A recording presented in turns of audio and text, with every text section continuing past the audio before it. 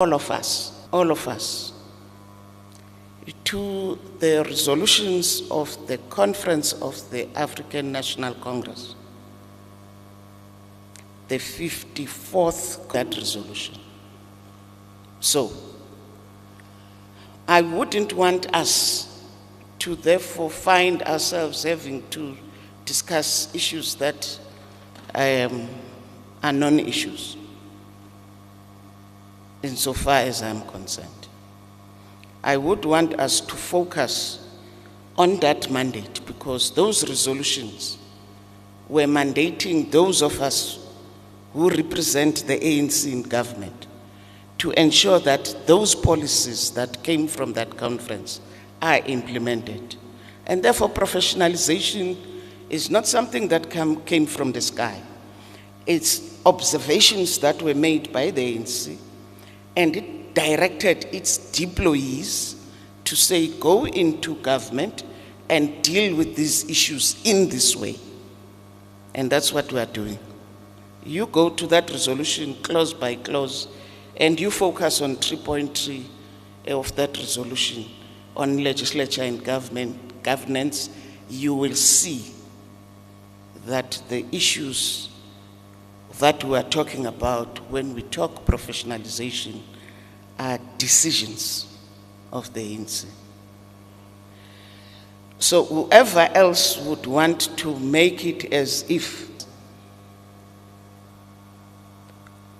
whichever government comes, it will have to live by those, because those are constitutional values.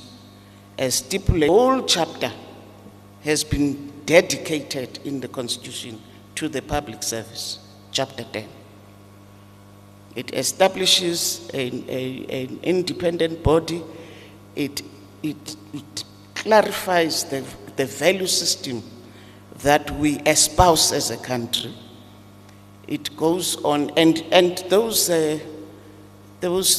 values, if you look at them, you will find correlation between those values as entailed in the Constitution and those values as entailed in the Freedom Charter, and those values as entailed in our lingo, day-to-day operations.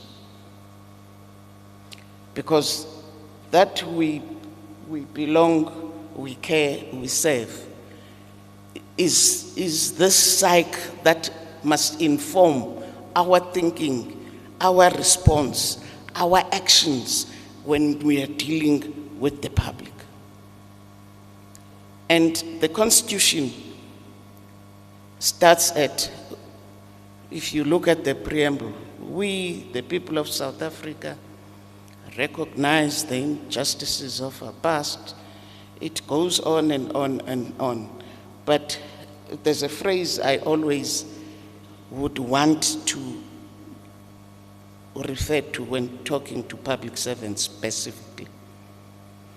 And that one is that having laid the foundations of a democratic and prosperous country, we improve the quality of life of all citizens and free the potential of each person.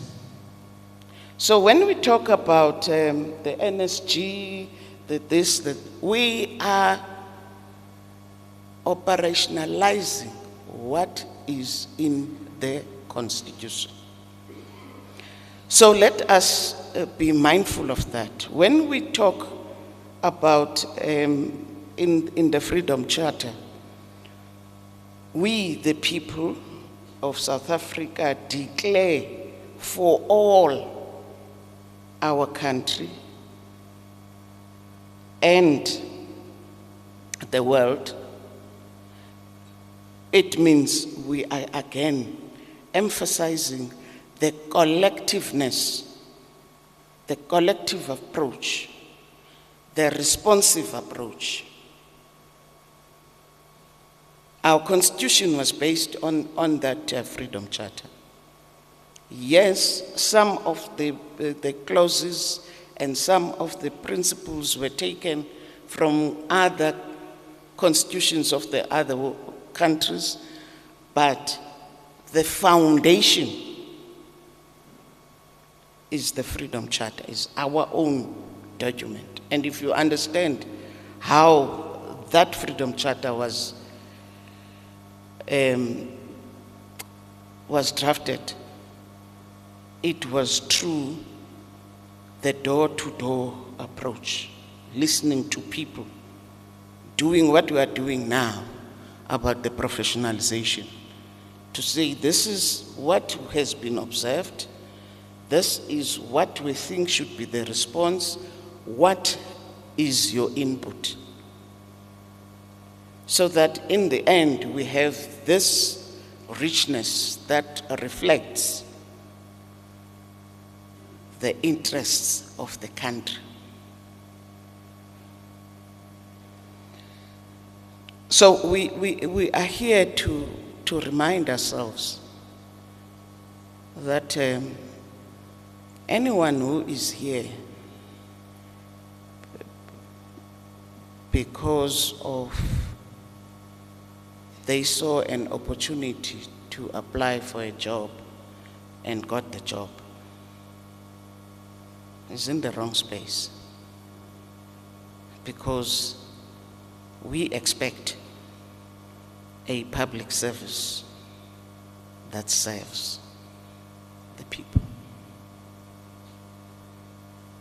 In your interviews, I always wonder, because I know that this is one question that you will always find in an interview, especially in government.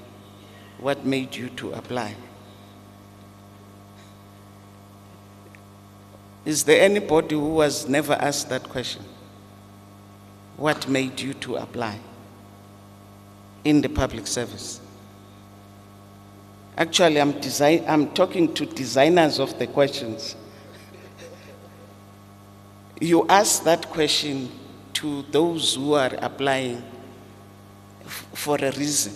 And what is that reason? That reason is to determine whether this person is here to serve or not.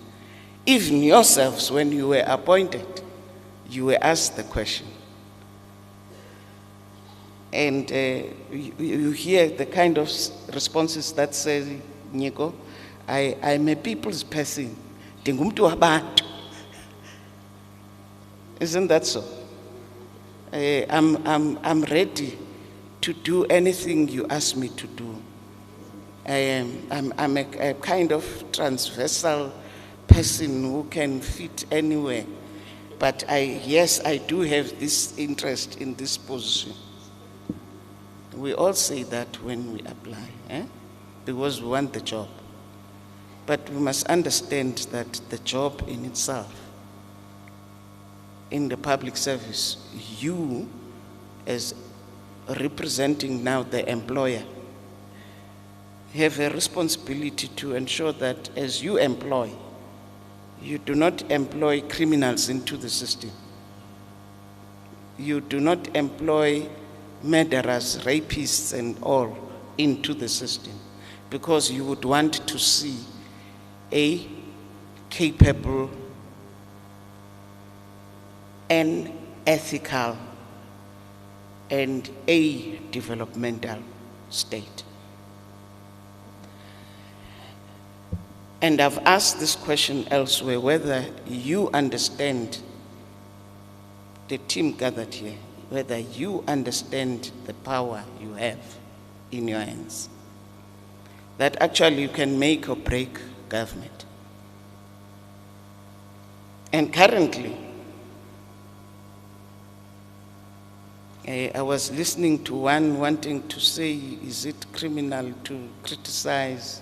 Is it still, criminal or forbidden to criticize government as a public servant? And I was asking this person, I was asking myself, is this person aware that he or she is government.